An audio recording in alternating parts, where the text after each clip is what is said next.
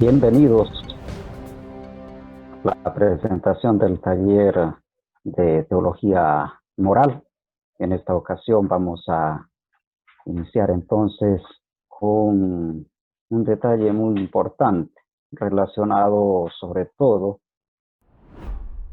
a la introducción y fundamentación de la bioética, que nos llevará sobre todo a tener en cuenta elementos muy importantes para nuestra vida cotidiana.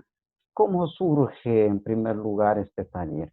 El programa Auges, en su versión digital 2020, presenta el taller sobre la moral como el arte de ser feliz en tiempos de incertidumbre.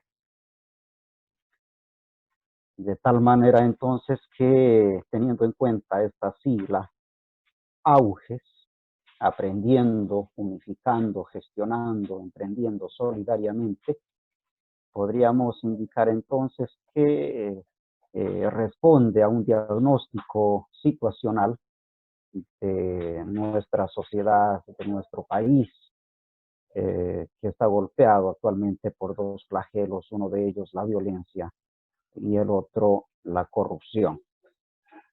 Frente a esta situación, ¿cómo responder nosotros como ciudadanos? Pues en primer lugar queremos hacer una reflexión desde la importancia que tiene el ser humano, la dignidad de la persona.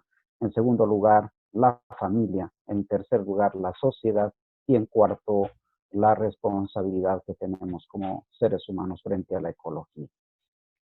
Bien, yo soy Juan Felipe García Rodríguez. Cualquier información, ahí tienen los datos en pantalla. Y como lema que tenemos de este programa es: sé tú mismo y sé parte de la solución. Por lo tanto, a modo así escueto de presentación, pues yo soy egresado de la Pontificia Universidad Gregoriana de Roma, Italia, y también egresado de la Facultad de Teología de Granada, España, así como de la Cátedra de Bioética Andaluza, también de España.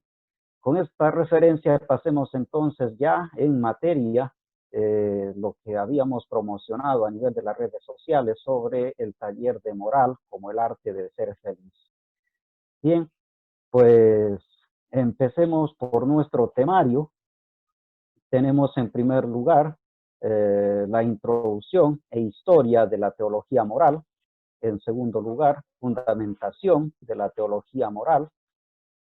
Tercero, teología moral y religión. Cuarto, teología moral y sagrada escritura. Quinto, comportamiento humano responsable. Sexto, normas y valores. Séptimo, la conciencia moral y la gracia divina. Y por último, número 8, la ética en la vida cotidiana. Vamos entonces, sin más, a presentar el primer tema que corresponde a esta sesión. Hablemos sobre la introducción e historia de la teología moral. ¿Qué podríamos decir acerca de este tema? Con frecuencia escuchamos que en la sociedad faltan valores, falta ética, que no hay moral. Y entonces, ¿qué queremos decir con esto de ética? ¿Qué queremos decir con esto de moral? Ética y moral prácticamente son dos términos que surgen en dos culturas distintas. Ética, por ejemplo, surge en ambientes griegos, el término ethos, que significa costumbre, modo de ser, y por otro lado, esta forma peculiar de escribir ethos, con tilde, similar al nuestro, como un modo de inclinación natural a hacer algo. ¿Esto qué quiere decir? Entonces, que el ser humano, desde que nace, ya se encuentra con un mundo de valores, costumbres, que la sociedad a lo largo del tiempo ha ido acumulando y que sigue, de hecho, afianzando su convivencia en estas costumbres, ¿no? Pero por otro lado, el mismo ser humano, desde su propia autonomía, conciencia, libertad, ¿no?, voluntad propia, puede también tomar sus propias decisiones y evidentemente ir configurando su personalidad, su carácter moral, de acuerdo a cómo va gestionando su vida a lo largo de la existencia en este mundo. Por otra parte, para este mismo concepto en general, los latinos en Roma evidentemente utilizan el término mos moris y de ahí viene para nosotros el término o la palabra moral, que hace referencia a la costumbre, al modo de ser, al modo de comportarse e inclinación natural a hacer algo. Bien, en este sentido entonces es muy importante tener en cuenta estos dos términos porque actualmente ética se utiliza sobre todo como aquella disciplina que va a reflexionar sobre las costumbres morales. Es decir, por un lado tenemos todo el contenido de costumbres, valores de un pueblo determinado y la ética es que se oriente en el ambiente reflexivo y se pregunta, a ver, yo por qué tengo que ser solidario, yo por qué tengo que ser honesto, yo por qué tengo que ser sincero, yo por qué tengo que hacer tal o cual cosa y por qué no debería hacer de otra manera. Bien, teniendo en cuenta esta breve aclaración, presentemos entonces el objetivo material que corresponde directamente a la teología moral. En cuanto al objeto material, tenemos acá que esta disciplina teológica se orienta sobre todo en cuanto a su objetivo al comportamiento humano responsable, el cual lo califica como bueno o como malo. En cuanto a su objetivo formal, siendo una disciplina teológica, evidentemente, esa forma de emitir un juicio sobre la bondad o la malicia de algo siempre se va a hacer a la luz de la fe y a la luz de la revelación en Cristo. De hecho, en este sentido, el punto de referencia para un cristiano siempre será la persona de Jesucristo, en su modo de actuar, cómo él obró, cómo actuaba en ciertas circunstancias, incluso conflictivas, y cuál es el mensaje prácticamente que nos propone para nosotros cristianos, creyentes, y que es un mensaje válido también para toda persona que quiera orientar su conciencia en los parámetros de una conciencia recta, honesta, ¿no? Bien, teniendo en cuenta este segundo punto de la diapositiva anterior, pues veamos qué queremos decir con el calificativo teológico, teológica. ¿Qué es la teología? Es una disciplina que se encarga sobre la reflexión, el estudio de Dios, en el caso nuestro como cristianos de Dios uno y trino, porque nuestra fe es de un talante trinitario. Este término teológico, teología, proviene de dos vocablos griegos, theos, que significa Dios, logos, estudio, tratado, tratado sobre Dios, etimológicamente hablando. Por lo tanto, aquí tenemos entonces como nuestro punto de referencia a Jesucristo, aquel que evidentemente será en toda circunstancia para el mundo cristiano, el cristianismo en general, pues el punto central. Por eso es que en muchas circunstancias hemos escuchado que los seguidores de Jesús debemos que cristificar nuestra vida, que nuestro comportamiento, nuestras actitudes, nuestra forma de obrar y de ser se asimilen a el modo de cómo actuaba Jesús. Bien, por otro lado, ¿qué queremos decir con moral? Pues hacemos referencia a ese campo de las actitudes, de las acciones, ¿no? Dentro de la perspectiva de la bondad o la malicia, ¿no? Entonces, hacemos referencia a la moralidad de los actos humanos, ¿no? Es decir, en qué medida cuando nosotros hacemos algo, cuáles son nuestras intenciones, cuáles son nuestros objetivos, en qué circunstancias nos movemos. ¿Sí? Bien, pasemos a la siguiente diapositiva. Para entender un poco esto de la teología moral, es muy importante también saber quién soy. A esa pregunta, evidentemente, va a responder un poco la psicología, sobre todo porque nos ayuda a pensar en nuestra propia identidad, ¿no? Cuando hablamos de nuestra propia identidad, queremos decir entonces que nosotros actuamos, ¿no? Directamente sin intervención de otras personas, es decir, actuamos en nombre propio. Esto, en otras palabras, a nivel moral, ¿qué quiere decir? Que nosotros somos dueños de nuestras propias acciones, que nosotros somos dueños de lo que hacemos y por lo tanto debemos asumir las consecuencias de nuestras propias acciones, de nuestros propios actos. En segundo lugar, la siguiente pregunta pues, que queremos afianzar en este campo es, ¿qué sentido tiene la vida? Todas las personas tenemos que encontrar un sentido a nuestra existencia, a nuestra vida. Una vida sin sentido prácticamente no vale la pena vivirla. Y de hecho hay mucha gente que termina decepcionada incluso de sí misma. Por lo tanto, una vida bien llevada, una vida humana que tenga un propósito, un fin, es muy importante porque eso siempre nos mantiene en esta dinámica vivaz de seguir adelante, de búsqueda, de encuentro y al mismo tiempo de aprendizaje, de enseñanza y aprendizaje en cualquier momento de nuestra historia humana, de nuestra propia historia personal incluso. Tercera pregunta que formulo aquí es, ¿qué oso conocer? ¿Qué deseo conocer? ¿No? A esta pregunta responde evidentemente la metafísica, es pasar, digamos, de aquello que considero como material, sensible, a aquello que es invisible. Es decir, por ejemplo, si yo quiero estudiar la mesa, la casa, tengo unas medidas concretas y voy a utilizar mis propios sentidos. Pero, por ejemplo, el amor, la lealtad, ¿no? El mundo de los valores no son visibles, pero evidentemente existen como puntos de referencia y son muy importantes, ¿no? De tal forma entonces que a esos niveles la metafísica nos lleva a profundizar con mayor nitidez en estos contenidos. La siguiente interrogante que nos hacemos en nuestra vida es, ¿qué puedo esperar?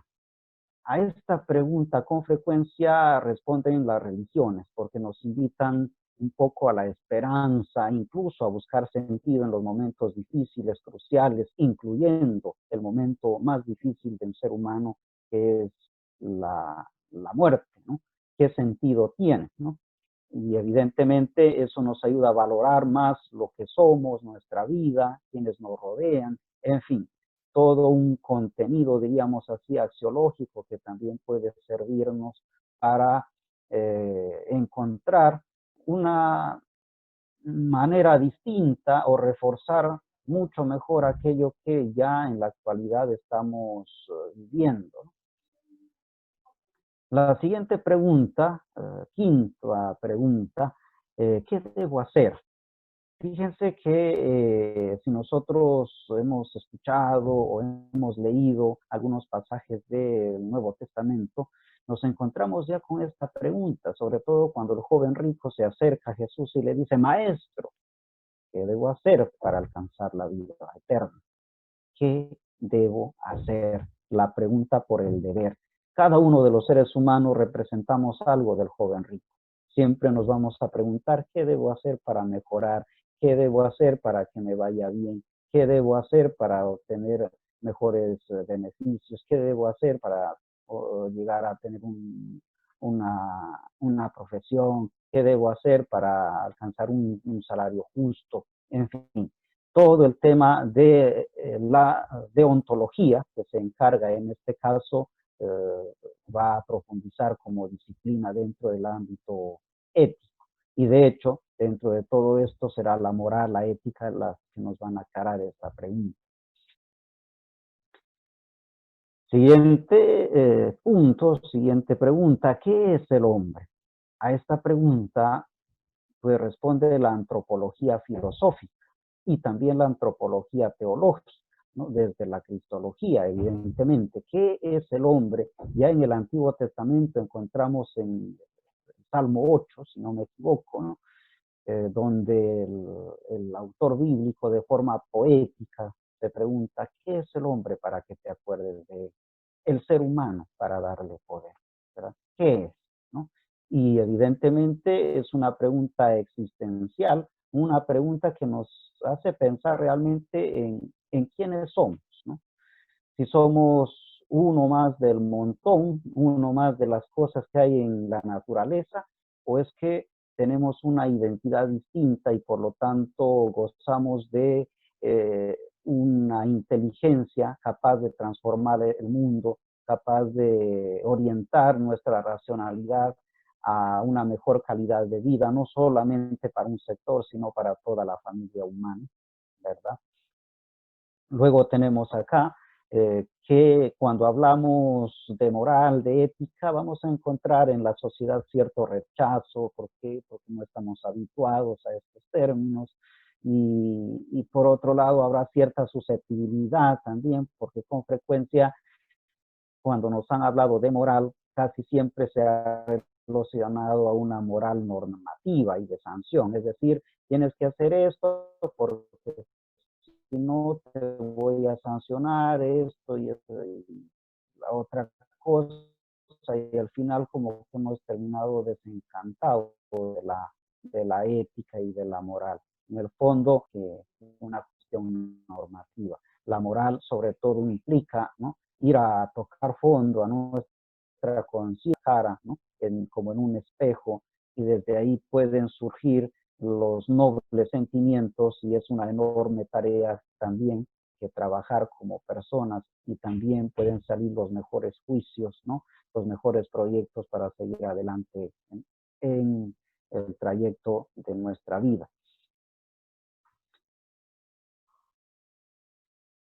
Pasemos a la siguiente diapositiva, ¿no?, sobre la felicidad y la bondad, que es el taller a donde se orienta, ¿no? ¿Qué es lo que podemos encontrar respecto a las reflexiones que se han hecho? Hay mucho escrito sobre esto, ¿no? Yo voy a tomar tres autores relevantes, uno clásico, evidentemente que es Aristóteles, otro más bien de tendencia moderna, Kant, y el otro relacionado más con el mundo contemporáneo, Stuart Mill.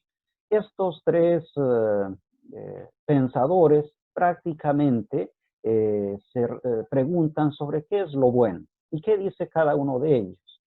Ojo, con esto no quiere decir que solamente estos personajes hayan reflexionado, se hayan cuestionado y hayan pretendido dar un esbozo de respuesta a esta pregunta sobre lo bueno, ¿no? Hay muchos otros, solo que por cuestión de tiempo he elegido estos tres.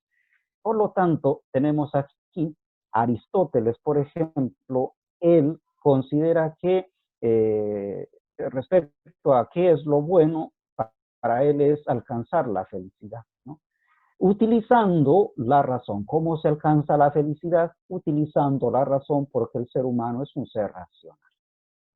Para Kant, ¿qué es lo bueno?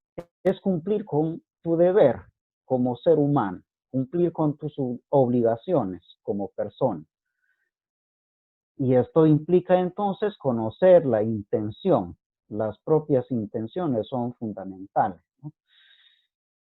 Stuart Mill, respecto a la misma pregunta, ¿no?, sobre qué es lo bueno, dice, lo bueno es lo útil, de tal forma entonces que hay que observar las circunstancias, de acuerdo a las circunstancias yo voy eligiendo lo que es útil para mí y eso me hace feliz, ¿no?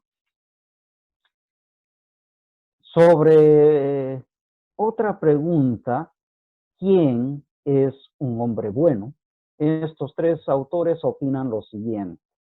Aristóteles dice, ¿quién es un hombre bueno? Es una persona equilibrada, es un ser equilibrado. Por lo tanto, también es un ser virtuoso, ¿sí? Él es, me refiero a la persona o al hombre virtuoso, es un hombre bueno.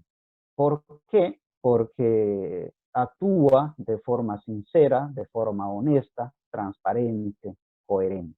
todo lo contrario, prácticamente indicaría entonces un ser humano malintencionado, malicioso, ¿no? Kant considera que un hombre bueno tiene que ser siempre un hombre con identidad propia, con autonomía propia. Por eso, para él, quien es un hombre bueno es un ser autónomo, ¿no? Que es responsable, es decir, se responsabiliza de sus actos y asume sus consecuencias, teniendo en cuenta evidentemente las intenciones, ¿no? Y Stuart Mill, sobre la misma respuesta, él dice, ¿quién es un hombre bueno? Es aquel que busca satisfacer la necesidad. Para él es satisfacción de necesidades, ¿no? Por lo tanto, dentro de un ambiente social, ¿no? El hombre bueno es el que ayuda a complacer las necesidades de la mayoría. Pero esto, como ustedes pueden darse cuenta, es un poquito complicado y si es que nos dejamos llevar simplemente por la filosofía de Stuart Mill, podemos irnos a la bancarrota. ¿En qué sentido? En que, por ejemplo, un político puede decir, bueno, yo quiero satisfacer las necesidades de la mayoría de los peruanos, por lo tanto, vamos a tratar de complacer dentro de los niveles de corrupción, ¿no? Quizás orientándonos por el soborno, la coima, ¿no? De tal forma que de ese modo, ¿no? Se puede ir complaciendo a los demás. ¿Y qué pasa con aquel que levanta la voz y no está de acuerdo? Bueno, también pues se lo soborna, se lo coimea, se le da su pequeña tajada, de tal forma que se quede tranquilo. De todas maneras, a ese nivel estamos tratando de complacer a las personas que generan cierta crítica, ¿no? Es decir, como que las cosas por acá no andan muy bien. Lamentablemente, este es un filósofo que tiene muchísimo arraigo en el ambiente social, en el ambiente económico, político. ¿Por qué? Por ejemplo, porque si Stuart Mill aquí arriba ha dicho que lo bueno es lo útil, entonces desde el punto de vista simplemente económico, alguien puede decir, mira, para mí lo útil es que los ciudadanos aporten a la ciudadanía, por lo tanto, que trabajen. ¿Y qué pasa quizás con esa persona que ha trabajado más de 30 años en su vida y que ya ahora es anciano? Ya no aporta. Entonces, ¿qué dirán los seguidores de Stuart Mill? Pues mejor hay que aplicarles la eutanasia.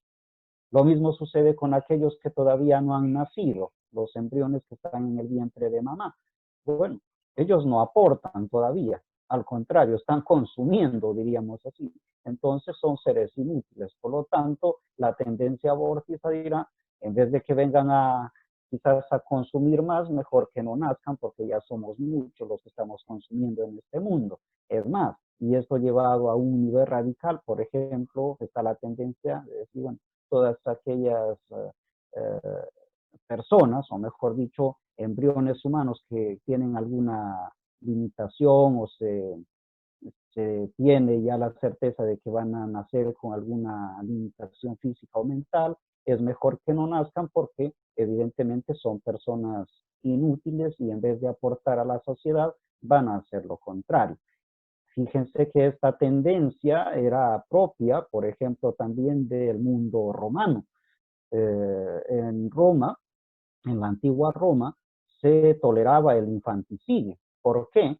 Porque evidentemente el imperio romano se sostenía gracias al ejército que tenía y al poder, evidentemente, político.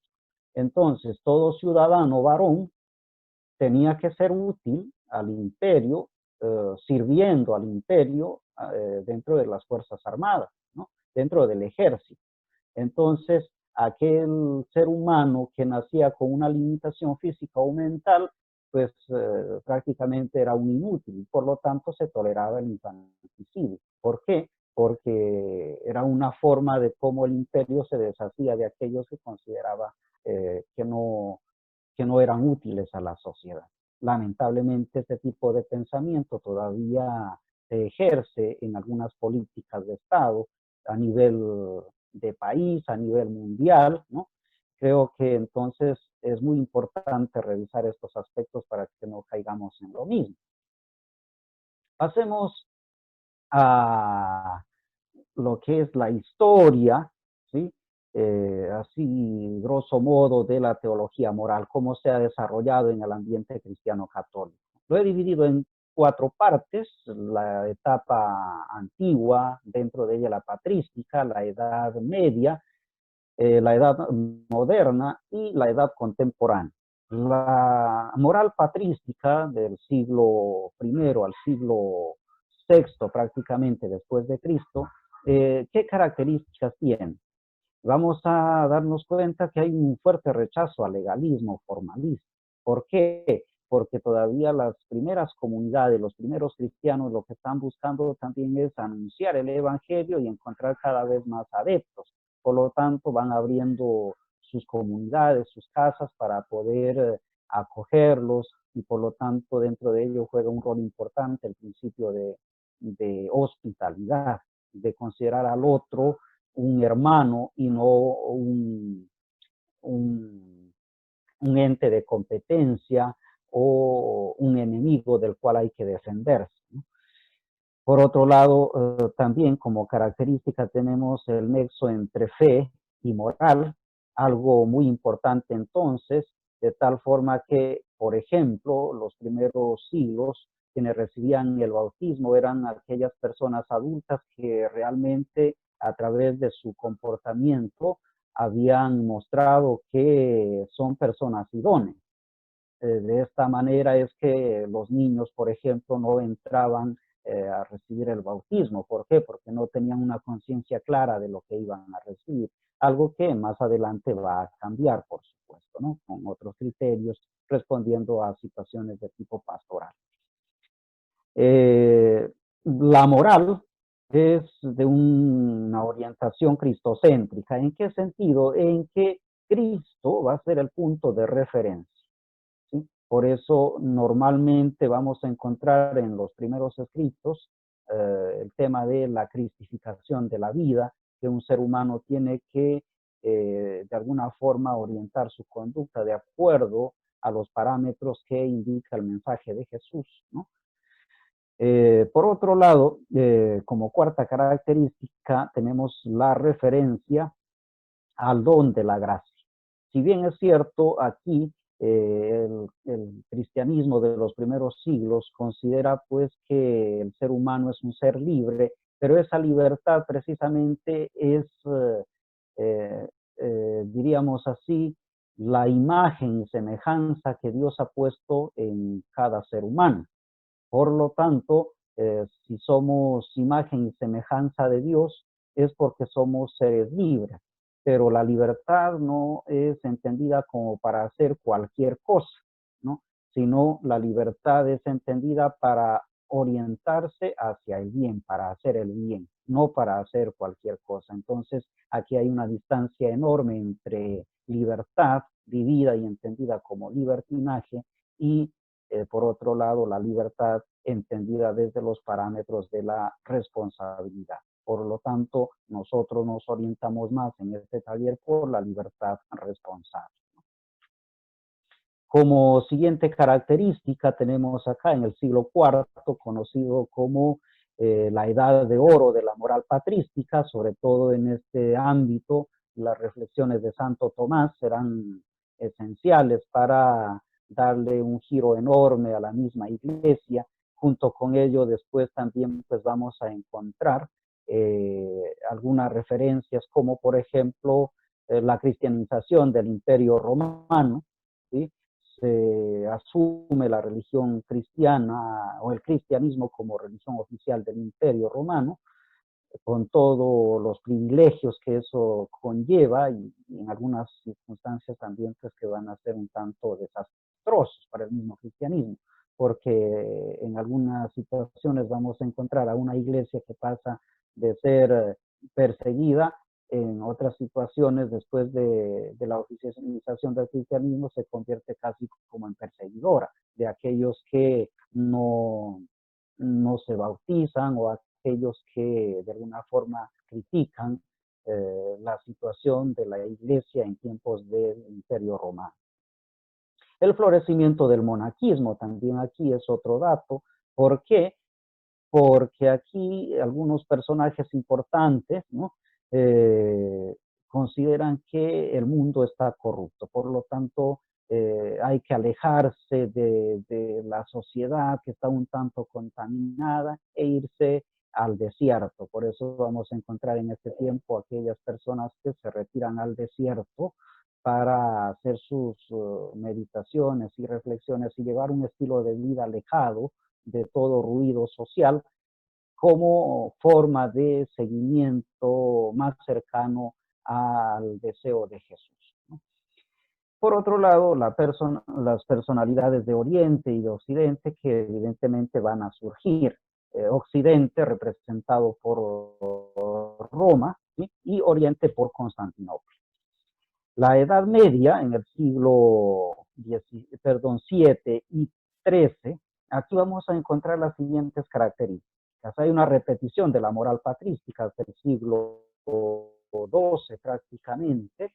Por otro lado, vamos a encontrar la conversión de los pueblos bárbaros. ¿Qué significa esto? Los bárbaros o pueblos bárbaros eran aquellos que no pertenecían al Imperio Romano, es decir, vivían a las afueras de lo que era el Imperio Romano, por lo tanto con otras costumbres, con otras formas de ver la realidad, y con la oficialización del cristianismo, prácticamente en la Edad Media estos pueblos se van a bautizar y van a abrazar la fe cristiana.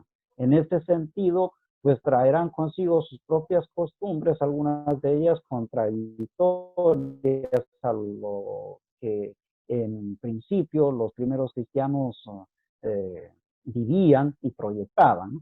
Surge el tema de la penitencia privada, es decir, lo que ahora conocemos como el sacramento de la reconciliación, se hacía pero a nivel privado. Los libros penitenciales como una especie de manuales para poder orientar a la gente, ¿sí? Y evidentemente se habla de libros penitenciales porque también esto implicaba una sanción por tal error, por tal pecado, ¿no? La moral monástica va a surgir en esta época, sobre todo en los monasterios, ¿no? La integración, por otro lado, de la moral, la espiritualidad y la mística, ¿sí? Serán elementos muy importantes de esta época.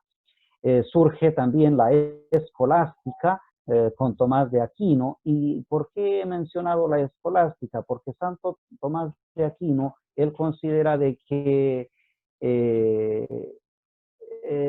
la sociedad debe estar conformada por personas virtuosas. Es el quien plantea también este esquema de las virtudes teologales y las virtudes cardinales, ¿no? Como un propio estilo de vida de un cristiano, de un creyente. Entonces, él se da cuenta que los ciudadanos de aquel entonces no conocen las virtudes y por lo tanto surgirá la universidad, la escuela, como una forma de educar en las virtudes a los futuros ciudadanos, ¿no? Bien, luego tenemos también el surgimiento de las sentencias y las sumas teológicas como recursos, como medios para la formación, la educación de los ciudadanos de aquella época. Van a surgir, por otro lado, las órdenes mendicantes, tales como, por ejemplo, la orden franciscana, que implica entonces un retorno a los orígenes del Evangelio, darle sentido a la vida que proyectaba Jesús, una vida de pobreza al estilo franciscano también, el valor de la pobreza y todo lo que implica el compartir los bienes frente a un mundo de aquel entonces que lo que buscaba era armarse más para luchar contra los musulmanes. Estamos en plenas cruzadas en esta época. Surgirán otras órdenes también, como por ejemplo las órdenes redentoras, tal es el caso de la Congregación de la Santísima Trinidad, conocida más como los Trinitarios o Congregación Trinitaria, que evidentemente se dedica más que a dar discursos, se orienta al rescate, perdón,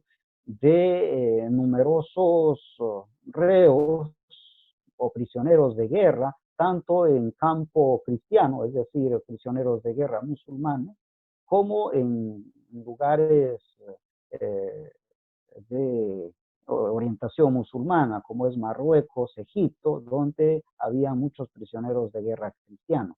¿Qué hacen los trinitarios? Tratan de rescatar de ambos grupos y volverlos a su lugar de origen. A veces lo hacen pagando grandes sumas de dinero, en otras ocasiones lo hacen a través del canje, es decir, llevando un grupo de cristianos para intercambiarlos por un grupo de musulmanes, y en otras circunstancias un mismo trinitario se queda con el objetivo de liberar a eh, algún cristiano que esté a punto ya de perder la fe y perder su propia vida. Entonces se queda el trinitario en la mazmorra, en la cárcel, ¿sí? Y sale en libertad el cristiano que está ya prácticamente a punto de morir o en peligro de perder su fe. Recordemos que en esta época pues hay una orientación religiosa muy fuerte, ¿no? El descubrimiento también de Aristóteles, ¿qué significa esto? Son los musulmanes los que van a llevar los textos de Aristóteles a Europa, por lo tanto va en cierta medida a influir muchísimo el pensamiento de Aristóteles en el mundo europeo y de hecho se va a occidentalizar, diríamos así, su pensamiento. En la Edad Moderna, ¿qué surge? Hay una orientación penitencial, evidentemente, todavía que va a durar durante los siglos XIV y XVIII.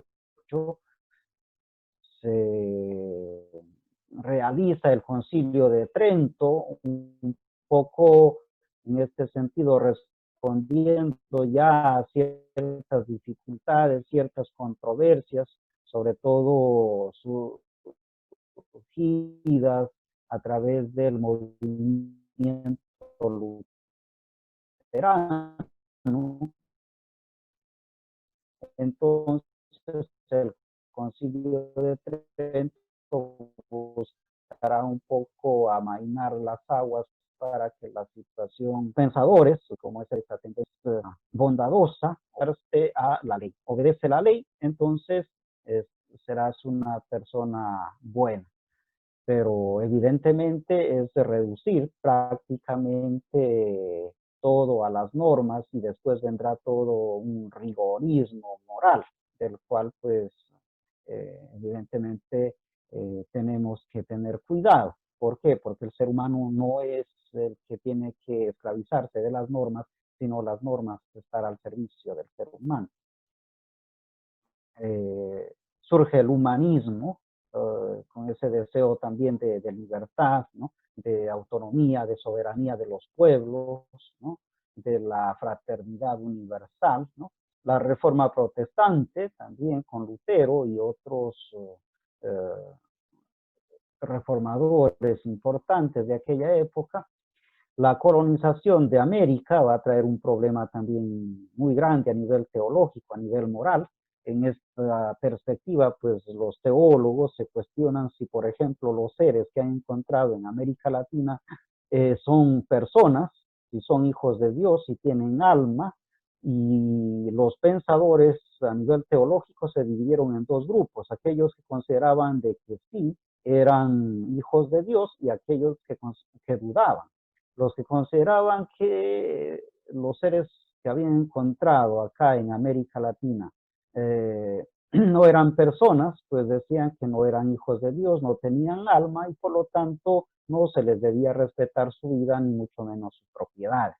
Mientras que la otra tendencia, más humanista, más cercana al mensaje de Jesús, indica de que estos seres que han encontrado en América, sobre todo en América Latina, sí son hijos de Dios, por lo tanto tienen alma, ¿sí? Son personas, tienen derechos y hay que respetarles su vida, así como respetarles también sus propiedades. Y por ninguna razón deben ser sometidos a esclavitud. Fíjense que esta orientación a nivel teológico de alguna forma nos libró de la esclavitud. Por esta razón es que los esclavos eran traídos desde África en embarcaciones continuas, ¿no? Lo cual no quiere decir que haya existido abusos aquí en América Latina, muchísimos, de hecho que los hubo, pero al menos desde el punto de vista teológico y a nivel legal, incluso el mismo rey de España, pues decretó de que sus súbditos, en esos términos, ¿no?, de América Latina eran personas y por lo tanto se les debía respetar su vida, sus propiedades, ¿no?, y no se les debía tratar como a bestias, sino tratarlos como realmente se merecen las personas, ¿no?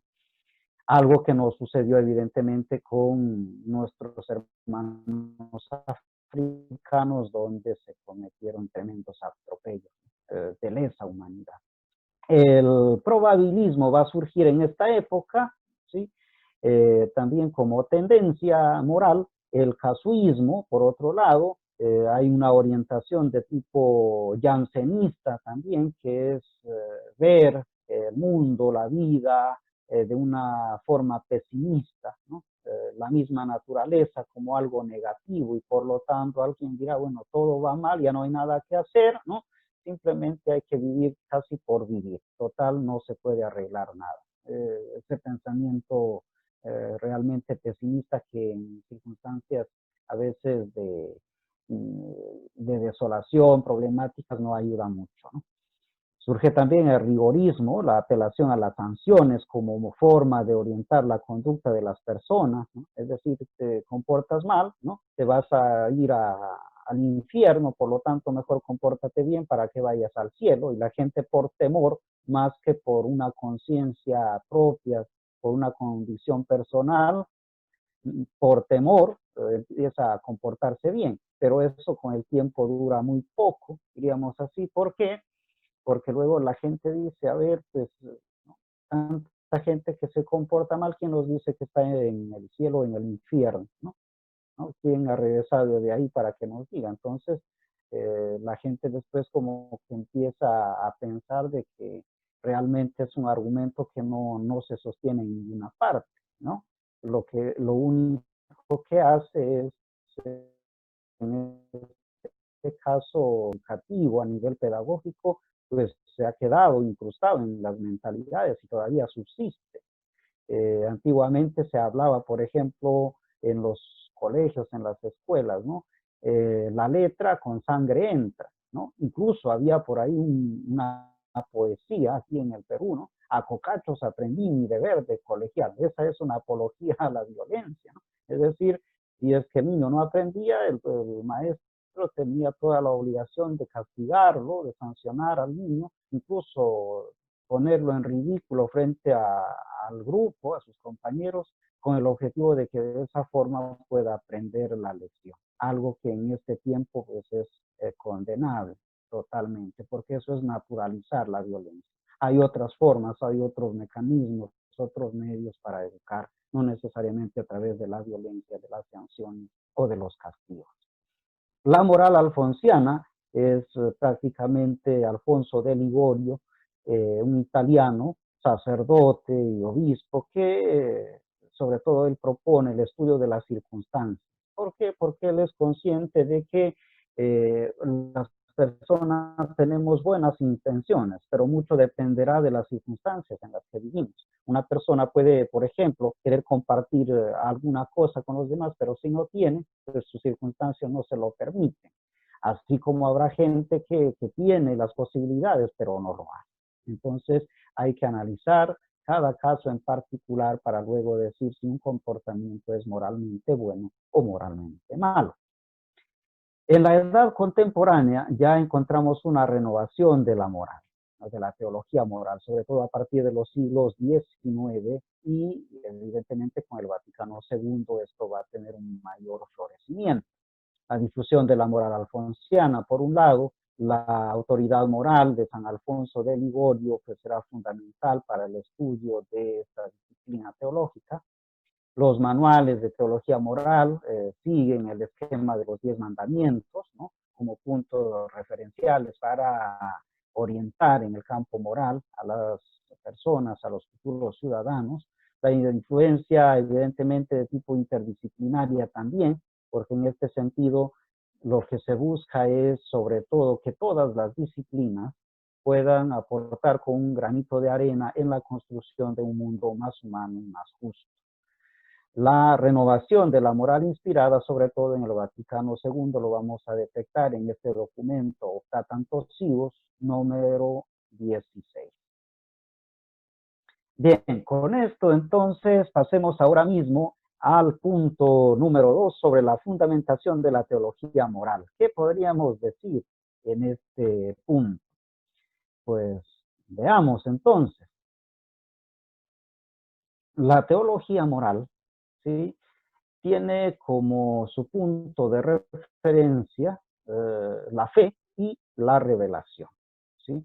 Por lo tanto, entonces, desde nuestra perspectiva cristiano-católica, para reflexionar sobre algunos principios, incluso sobre nuestro comportamiento, es importante tener en cuenta la Sagrada Escritura, la tradición y el magisterio, ¿sí?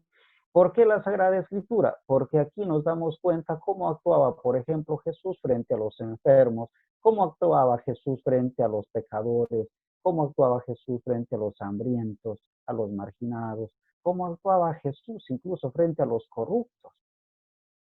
Tenemos el caso de Zaqueo, un tremendo corrupto de aquel entonces, ¿no?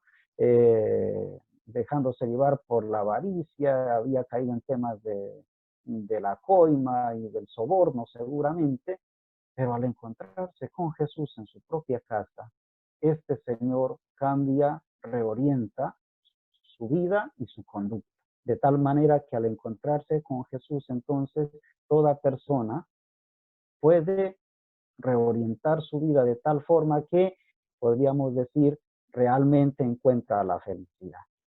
Sobre este detalle vamos a encontrar pues numerosas personalidades, por nombrar algunos de ellos, el mismo San Agustín, ¿sí?, el mismo San Pablo, San Ignacio de Loyola, entre otras personalidades que son referenciales, porque después de llevar una vida un tanto eh, controversial, diríamos así, pues en la medida que van conociendo y acercándose a través de las Sagradas Escrituras a Jesús, pues cambian su vida, su estilo de vida, su modo de comportarse, ¿no?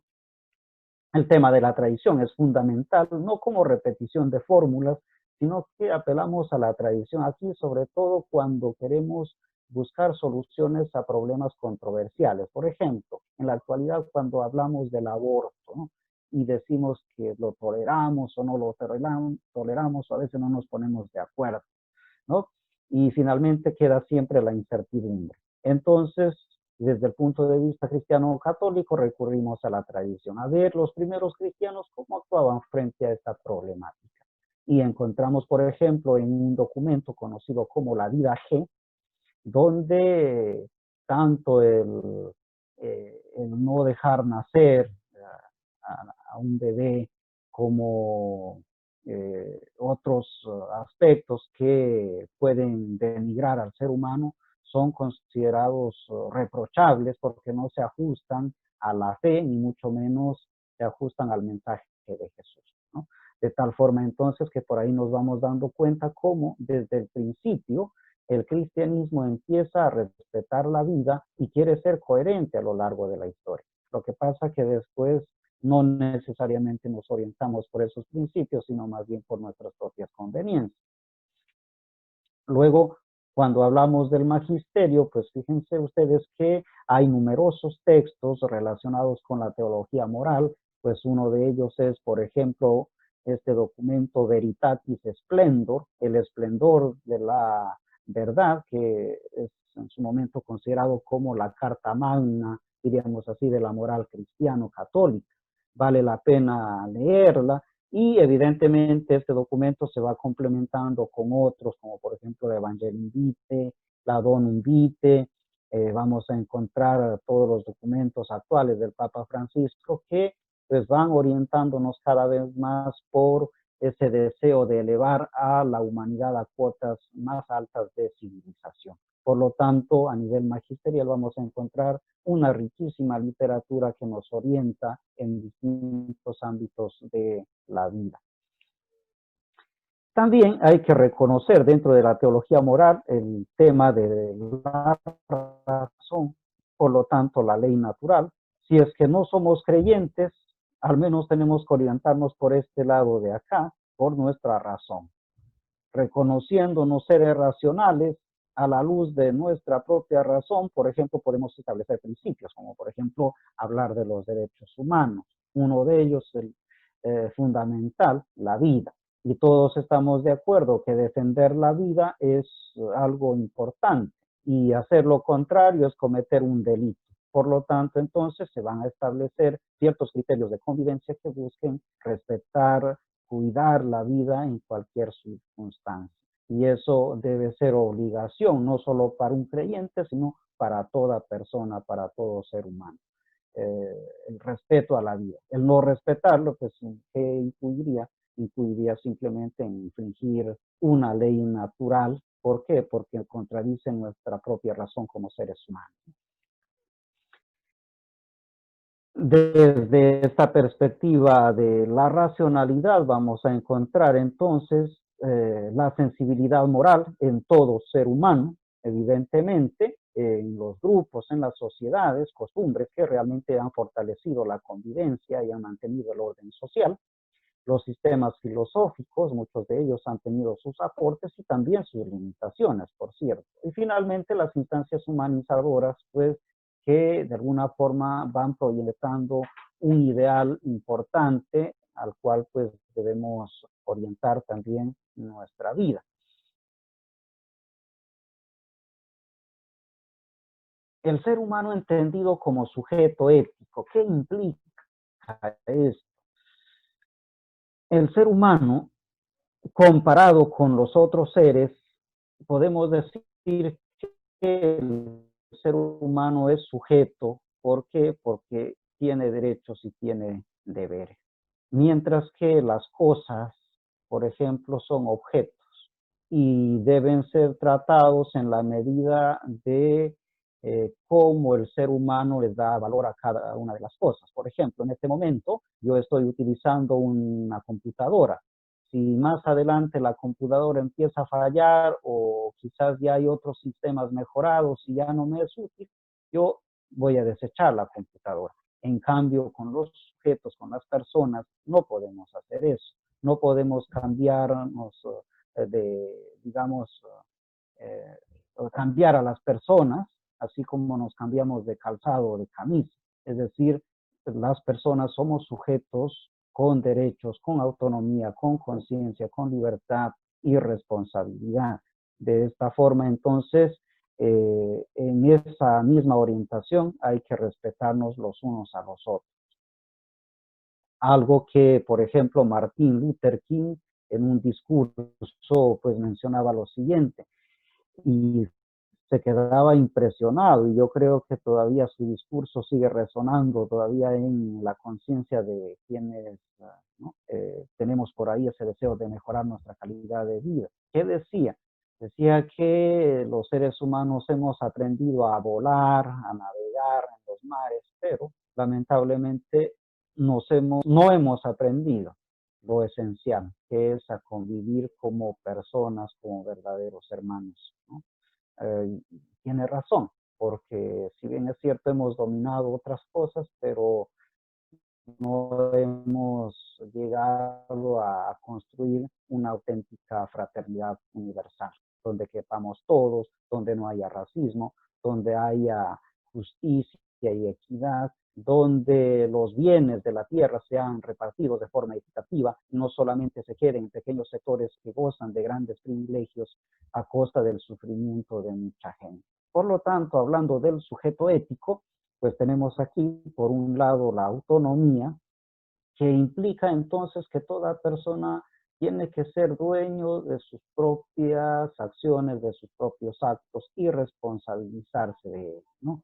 Con nombre propio actuamos en la vida. En este sentido, pues, Cuando hacemos o dejamos de hacer algo, no podemos decir fácilmente, no, yo lo hice porque los demás me dijeron. No, probablemente los demás te dijeron, pero yo y tú tenemos la capacidad de hacer o no hacer, ¿sí? Y asumir las consecuencias de una cosa o de otra. Por otro lado, vamos a encontrar también este otro punto, la conciencia. El ser humano, diría Javier Zubiri, estoy anticipando una idea que vendrá después, ¿no? Es un ser moral por excelencia. Somos inevitablemente seres morales, todos los seres humanos, de tal forma que la conciencia va a ir desarrollándose, va a ir creciendo en ambientes confesos, es decir, creyentes, y también ambientes donde no hay una confesión directamente religiosa. ¿Por qué? Porque el ser humano porta consigo esa capacidad, es innata en él, pero que se va desarrollando. Por eso es que es muy importante que a nivel de educación se ayude a formar la conciencia de las nuevas generaciones, ¿no? ¿Por qué? Porque el hecho de formar la conciencia, no cualquier conciencia, por cierto, sino una conciencia recta, implica entonces ajustarnos a unos valores, a unas formas de vivir que no sean violentas, que sean armoniosas, que busquen de alguna forma también la igualdad de condiciones entre todos los seres humanos. Pero si quizás los mismos sistemas educativos carecen de ese planteamiento, es muy probable que los futuros ciudadanos crezcan siempre pensando en sí mismos, llenos de egoísmo, buscando siempre la ventaja, ¿no? Quizás un tanto al estilo peruano, ¿no? Que nos acostumbramos a vivir de acuerdo al soborno, a la coima, y sacar ventaja incluso del sufrimiento de la misma gente, ¿no? Tal es el caso en este tiempo de pandemia, ¿no? Mucha gente que está lucrando con el sufrimiento, el dolor de muchas familias, ¿no? Por poner un ejemplo, ¿no? Un balón de oxígeno que hace un mes atrás costaba 700, 800 soles, en la actualidad ha llegado a costar más de 5,000 soles. Entonces yo creo que eso es orientarse por una conciencia un tanto errónea y a mí atrevo a decir hasta malévola. ¿Por qué? Porque en donde se conoce a la... Y con esto no quiero decir que todo esté echado a perder o simplemente perdido, sino que hay en la ciudadanía también personas que realmente se ajustan a sus principios y son coherentes con ellos y hacen mucho bien a la sociedad, del cual pues nosotros también estamos orgullosos. Por otro lado, debe ser entendida, al menos a mi criterio, ¿no?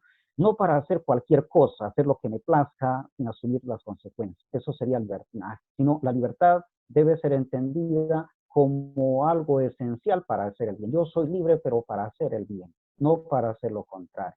Que lo podría hacer, sí, pero desde mi libertad tengo que decidir y optar por el bien, no por hacer lo contrario. Y finalmente, la responsabilidad de todos los seres vivos, nuestra especie humana es aquella que tiene mayor ventaja en el sentido de que por su inteligencia evidentemente puede responder de sus propias acciones. A un perrito no le podemos pedir que se haga responsable de sus actos. A un ser humano, sí, en términos de felicidad, de bienestar, está siendo feliz viviendo como perrito. Pero el ser humano, si vive solo como ser humano, pues sería similar a cualquier otra especie. El ser humano debe vivir, ¿no? Pero vivir bien, no vivir de cualquier manera, sino vivir bien. A eso nos lleva entonces este taller, ¿no? La moral entendida como arte, como el arte de ser feliz, ¿no? A vivir bien. Y en ese